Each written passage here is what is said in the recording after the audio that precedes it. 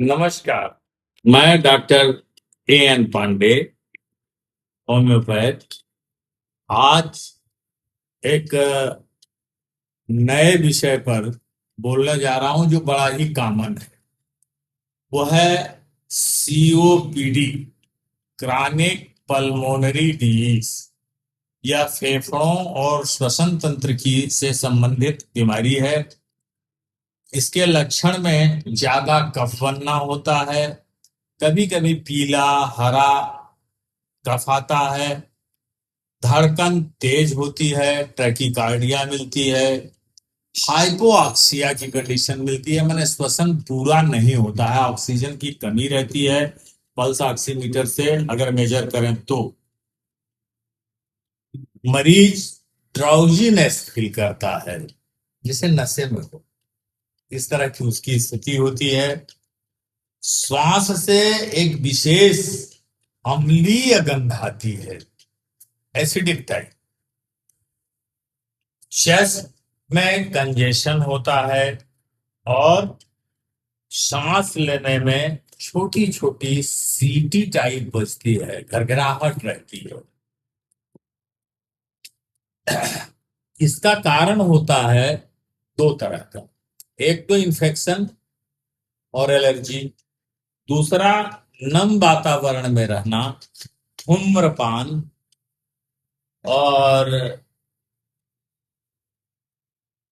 Unhygienic condition में रहना।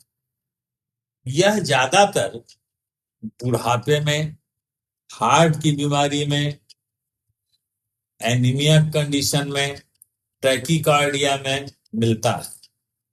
इससे हाइपोऑक्सिया यानी ऑक्सीजन के स्तर कम हो जाता है। मैनेजमेंट होम्योपैथिक ढंग से अगर हम दवाओं को मैनेज करें, जिस पर हम आपसे जिक्र कर रहे हैं, तो पहली बात हम ये कहेंगे कि मरीज की लाइफ स्टाइल ठीक की जाए, हेल्दी वातावरण में रहे, और इसमें लक्षणानुसार अगर खरखराहट है तो एंटीमटार्ड, प्यास भी है तो आर्सेनिक एल्बम, झुक रहा है पेशेंट आगे को तो कार्बोवेज, काली बाई क्रोम खांसी में, और लोविलिया 30 या उससे भी नीचे की पोटेंसी ब्रायोनिया स्पॉन्जिया दे सकते हैं। एपिडोस्पर्मा को 30 पावर में या क्यूब इसलिए प्रयोग कर सकते हैं कि यह ऑक्सीजन के स्तर को मेंटेन रखे, और सूखी खांसी में स्नेगा क्यूब बढ़िया रिकवरी देता है। श्वास की गति तीव्र होने पर प्लाटा ओरिएंटालिस क्यूब की बूंदें रिपीटेड डोज में हम दे सकते हैं।